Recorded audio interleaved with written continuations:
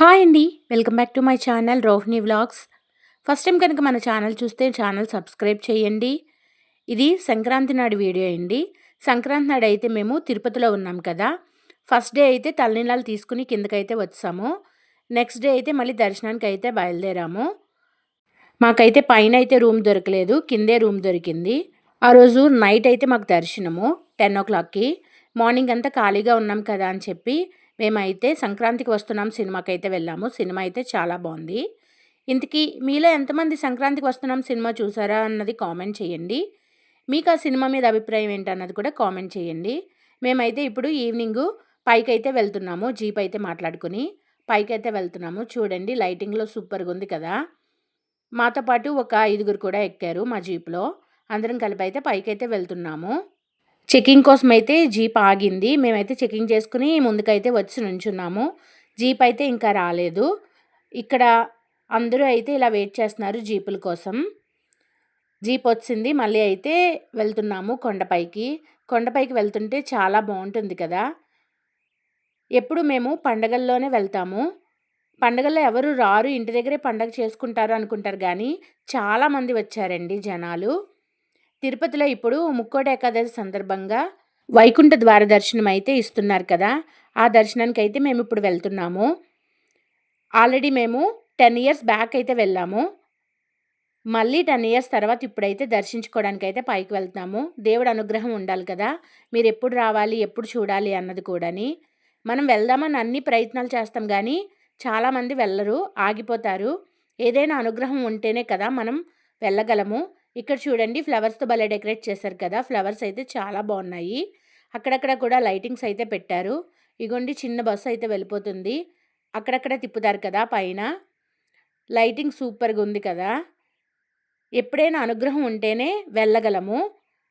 దేవుడు కూడా మనకి రమ్మని చెప్పాలి. చెప్తేనే మనం వెళ్ళగలం. లేదు ఆయన ఆజ్ఞ లేపోతే మనం ఎక్కడికి వెళ్ళలేం కదా!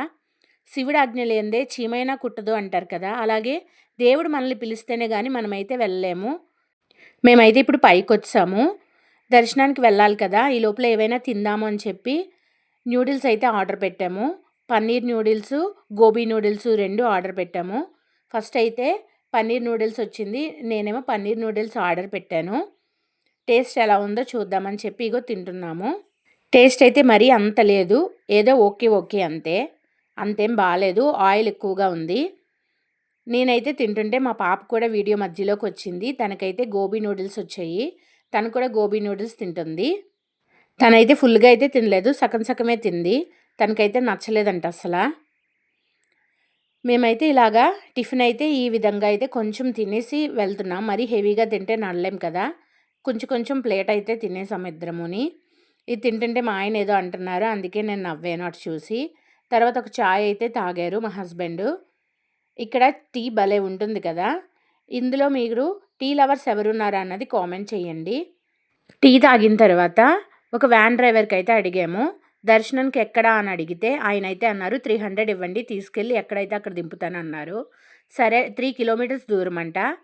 అక్కడ తీసుకెళ్ళి అయితే మమ్మల్ని వదిలేశారు. మేము 300 అయితే ఇచ్చాము. చూడండి అలా నడుచుకుంటూ వెళ్తుంటే చుట్టూ లైటింగ్ అయితే భలే ఉంది. చాలా బావుంది. చూడ్డానికి 2 కళ్ళు చాలటం లేదు. ఆ చలిలో ఎన్ని గంటలనుకున్నారప్పుడు? 9:30 ఎంతో అయింది.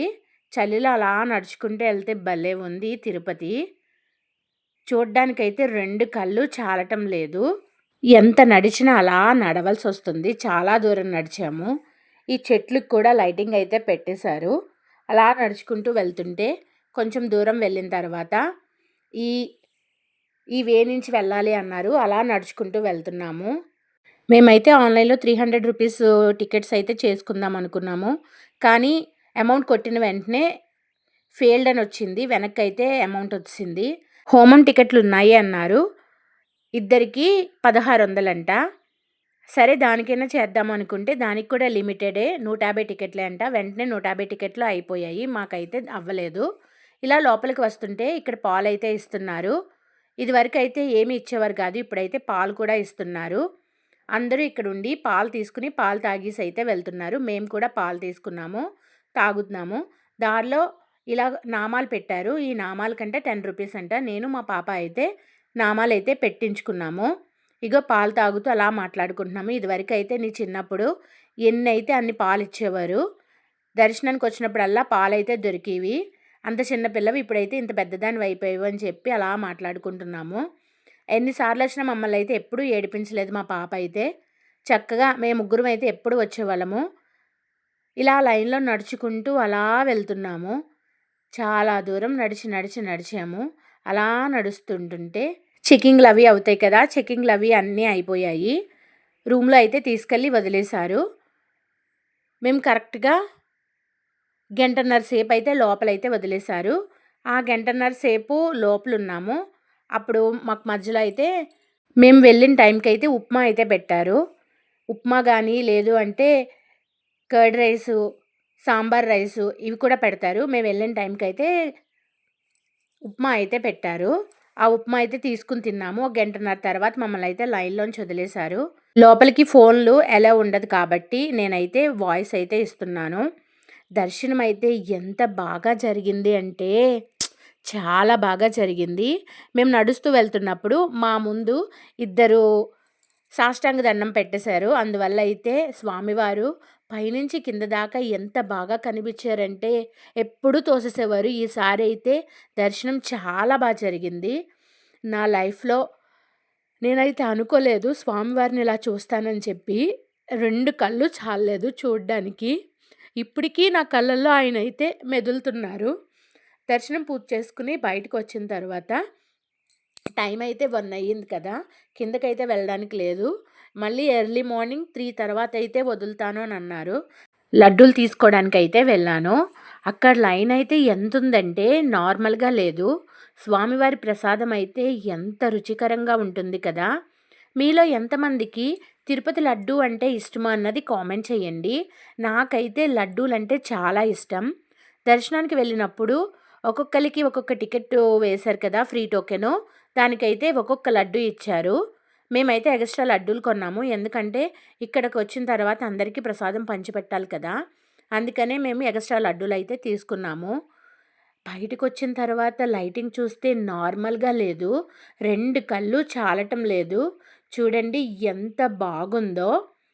ఇటువంటి దర్శనం అన్నది ఇలాంటప్పుడే చేసుకోవాలి. ఉట్టి రోజుల్లో దర్శనాలకి నార్మల్‌గా ఉంటుంది. ఎప్పుడైనా వైకుంఠ ఏకాదశి అటువంటప్పుడే కదా మంచిగా డెకరేట్ చేస్తారు. చూడండి మొత్తం తిరుపతి అంతా ఈ విధంగా గుడి దగ్గర బయటన లైటింగ్‌తో అలంకరించారు. ఎంత కళగా ఉందో కదా! లోపల వైకుంఠ ద్వార దర్శనం అని చెప్పి ఉంది కదా! ఆ వైకుంఠ ద్వార దర్శనానికైతే వెళ్తున్నాం కదా! అలా లైన్‌లో వెళ్తుంటే దర్శనం అయిపోయిన తర్వాత సైడ్ నుంచి వైకుంఠ ద్వార దర్శనం అని ఉంటుంది.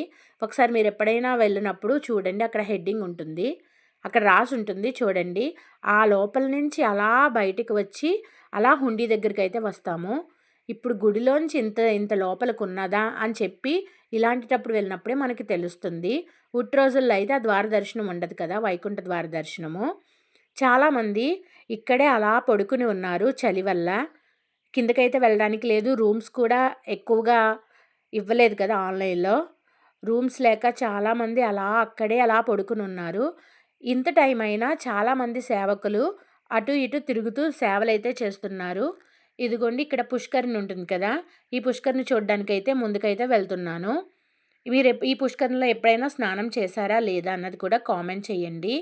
చూడండి వరాహ నరసింహస్వామి గుడి వెనకాలైతే ఈ పుష్కరిణి ఉంటుంది కదా! మొన్నైతే చక్ర స్నానం కూడా జరిగింది. చక్ర స్నానం కూడా బాగా జరిగిందంట. నేనైతే ఫొటోస్‌లో చూశాను. చూడండి ఎంత బాగుందో పుష్కరిణి. ఇదంతా అలా చూసుకుని ఈ గోపురం అయితే వరాహ నరసింహస్వామి గోపురము. ఇది అలా చూసుకుని నడుచుకుంటూ అలా వచ్చాము. ఫోన్లు వేరే దగ్గరున్నాయి. ఫోన్లు తీసుకోవడానికి కూడా అలా వెళ్ళొచ్చాము. ఇదే స్వామివారి యొక్క ఊరేగింపు రథం ఇందులో ఉంటుందంట. చూడండి ఎంత పెద్దదో. దానికి ఏం అవ్వకుండా చుట్టూ అయితే రేకులతో కట్టేశారు. మొత్తం అంతా ఇలా ఫోన్ పట్టుకుని వచ్చి ఫోన్ తీసుకోవడానికి వెళ్ళాను కదా! ఫోన్ తీసుకుని అలా అన్నీ షూట్ చేశాను. ఇందుకోసమేమో 3 దాకా మాకు పైన వదిలేశారు దేవుడు స్వామివారు. ఈ మాడ వీధుల్లో అందరూ అయితే అలా నడుస్తూ ఉన్నారు. ఈ నామం ఉంది కదా! ఆ నామంది పట్టుకుని మధ్యలో దీపం పెట్టుకుని చుట్టూ నడుస్తారంట స్వామివారి గుడి చుట్టూని. చాలామంది ఇక్కడే అలా కూర్చుని ఉన్నారు. ఎంత మంచు పడినా సరే ఎవ్వరూ కదలటం లేదు. చాలామంది పడుకున్నవాళ్ళు పడుకుంటున్నారు. చూస్తున్నవాళ్ళు చూస్తున్నారు. మొత్తం ఇంతమంది జనాల్ని చూస్తే నాకు చాలా హ్యాపీగా అనిపించింది. ఇక్కడైతే వెంకటేశ్వర స్వామి నిలువెత్తు రూపం అయితే ఈ విధంగా అయితే పెట్టారు లైటింగ్‌తోని. పక్కన అయితే లక్ష్మీదేవిని కూడా పెట్టారు. చూడండి లక్ష్మీదేవిది కూడా వీడియో తీశాను. భలే ఉంది కదా లక్ష్మీదేవి లైటింగ్‌లోని. ఇలా చాలామంది దేవతామూర్తులనైతే లైటింగ్‌తో బాగా అలంకరించారు. చూడండి విష్ణుమూర్తి కూడా ఉన్నారు. అక్కడైతే పెట్టారు. ఈ ఇలా లైటింగ్ మొత్తం చూసుకుని ఫోన్ తీసుకునైతే వీళ్ళున్న దగ్గరికైతే నేనొచ్చేసాను. ఈ పక్కన ఫ్లవర్స్‌తో కూడా డెకరేట్ చేశారంట. నైట్ 12 దాటిన తర్వాత అయితే క్లోజ్ చేసేశారు. అందుకే ఆ ఫ్లవర్స్ డెకరేషన్ అన్నది తీయలేదు. అది క్లోజ్ చేసేయడం వల్ల అయితే లోపలికైతే వెళ్ళలేదు. తిరుపతి వచ్చిన వాళ్ళు ప్రతి ఒక్కళ్ళు ఇక్కడ కొబ్బరికాయ కొట్టి కర్పూరం అయితే వెలిగిస్తారు. మేము కూడా ఇక్కడికి వచ్చి కొబ్బరికాయ కొట్టి కర్పూరం అయితే వెలిగించాము. మీరు కూడా ఇలా చేస్తారా లేదా అన్నది కామెంట్ చేయండి. ఇదంతా అయిపోయిన తర్వాత 3 అయ్యింది. సరే కిందకి వెళ్ళిపోదాం కదా అని చెప్పి వెహికల్ అయితే ఎక్కి కిందకైతే వెళ్ళడానికి కూర్చున్నాము. కానీ ఎన్ని వెహికల్స్ ఉన్నాయంటే రోడ్డంతా బంద్ అయిపోయింది. చాలామంది జనాలైతే వెయిట్ చేస్తున్నారు. ఎప్పుడు కిందకి వెళ్దామానని. ఇలా అయితే నెమ్మదిగా వెళ్తున్నాం. చూడండి ట్రాఫిక్ అయితే ఎంత ఉందో. రాత్రంతా నిద్ర లేదు కదా! ఇలా ఎక్కగానే నిద్ర అయితే వచ్చింది. శుభ్రంగా అయితే అందరం పడుకుని పోయాము. కిందకొచ్చిన తర్వాత అయితే మెలకువ వచ్చింది. మెలకువ వచ్చిన తర్వాత మా రూమ్ దగ్గరికి వెళ్ళినప్పటికి టైం అయితే 4:30 అయ్యింది. నైట్ అయితే మేము పడుకుని పోయాము. ఈ డే అయితే ఈ విధంగా మాది గడిచింది. చాలా హ్యాపీగా ఉంది. చక్కగా స్వామివారిని దర్శించుకోవడం. నా లైఫ్‌లో ఫస్ట్ టైం నేను ఇంతలాగా దేవుడినైతే చూశాను. నేను మర్చిపోలేనిది ఈ 2025. దర్శనం టికెట్ లేకపోయినా, రూమ్ లేకపోయినా ఎలాగోలాగా అన్నీ సమకూరాయి. స్వామివారి దర్శనం కూడా చాలా జరిగింది. ఈ వీడియో కనుక మీకు నచ్చితే లైక్ చేయండి, షేర్ చేయండి, సబ్స్క్రైబ్ చేయండి.